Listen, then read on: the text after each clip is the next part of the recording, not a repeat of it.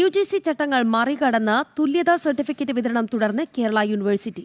വിവാദ യൂണിവേഴ്സിറ്റികളുടെ UGC അംഗീകാരം ഇല്ലാത്ത വിദൂര വിദ്യാഭ്യാസ കോഴ്സുകൾക്കും തുല്യതാ സർട്ടിഫിക്കറ്റ്, ഇക്വലൻസി സർട്ടിഫിക്കറ്റ് നൽകുന്നത് ഭാരതീയർ അടക്കമുള്ള യൂണിവേഴ്സിറ്റികളുടെ 2015, 16, 17 വർഷങ്ങളിലെ അംഗീകാരമില്ലാത്ത കോഴ്സുകൾക്കാണ്.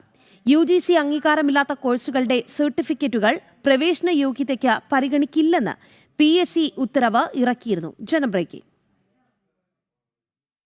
ചട്ടങ്ങൾ അട്ടിമറിച്ച് വിവിധ സംസ്ഥാനങ്ങളിൽ കോഴ്സുകളും സബ് സെന്ററുകളും നടത്തിയിരുന്ന ഭാരതീയരടക്കമുള്ള സർവകലാശാലകളുടെ വിവിധ വിദൂര വിദ്യാഭ്യാസ പ്രോഗ്രാമുകൾക്ക് UGC അംഗീകാരം നിഷേധിച്ചിരുന്നു. 2015 മുതൽ 2022 വരെയുള്ള വിവിധ കാലയളവുകളിലെ വ്യത്യസ്ത കോഴ്സുകൾക്കാണ് അംഗീകാരം ലഭിക്കാതിരുന്നത്. എന്നാൽ UGC അംഗീകാരമില്ലെന്ന് വ്യക്തമായിട്ടും ഭാരതീയരടക്കമുള്ള യൂണിവേഴ്സിറ്റികളുടെ 2015, 16, 17 വർഷങ്ങളിലെ കോഴ്സുകൾക്ക് തുല്യതാ സർട്ടിഫിക്കറ്റ് നൽകുകയാണ് കേരള യൂണിവേഴ്സിറ്റി.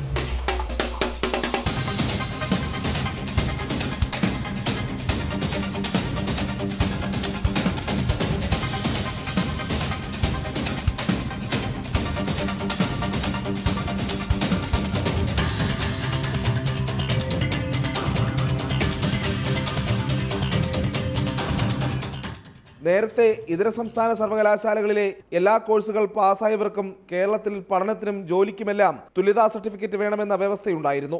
എന്നാൽ പിന്നീട് UGC അംഗീകാരമുള്ള റെഗുലർ കോഴ്സ് സർട്ടിഫിക്കറ്റുകൾക്ക് പ്രത്യേകം തുല്യതാ സർട്ടിഫിക്കറ്റ് ആവശ്യമില്ലെന്ന് PSC തന്നെ ഉത്തരവുമിറക്കി. വിദൂര വിദ്യാഭ്യാസ പ്രോഗ്രാമുകൾക്ക് അംഗീകാരമുണ്ടോ എന്ന് UGCയുടെ ഡിസ്റ്റന്റ് ആൻഡ് ഓപ്പൺ എഡ്യൂക്കേഷൻ ബ്യൂറോയുടെ വെബ്സൈറ്റ് വഴി പരിശോധന നടത്തണമെന്നും ഉത്തരവിറങ്ങിയിരുന്നു.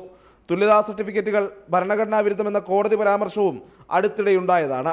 വിദൂര വിദ്യാഭ്യാസ കോഴ്സുകൾക്ക് അംഗീകാരം നൽകാൻ രാജ്യത്തെ ഒരു സർവകലാശാലയ്ക്കും അധികാരമില്ലെന്നതാണ് വ്യവസ്ഥ. UGCയുടെ വിദൂര വിദ്യാഭ്യാസ ബ്യൂറോയ്ക്ക് മാത്രമാണ് ഇതിനുള്ള അധികാരമെന്നിരിക്കെയാണ് അംഗീകാരമില്ലാത്ത കോഴ്സുകൾക്ക് നിയമവിരുദ്ധമായി അംഗീകാരം നൽകുന്ന തുല്യതാ സർട്ടിഫിക്കറ്റ് വിതരണം കേരള യൂണിവേഴ്സിറ്റി തുടരുന്നത്. പ്രജിത് മോഹനൻ, ജനം, തിരുവനന്തപുരം.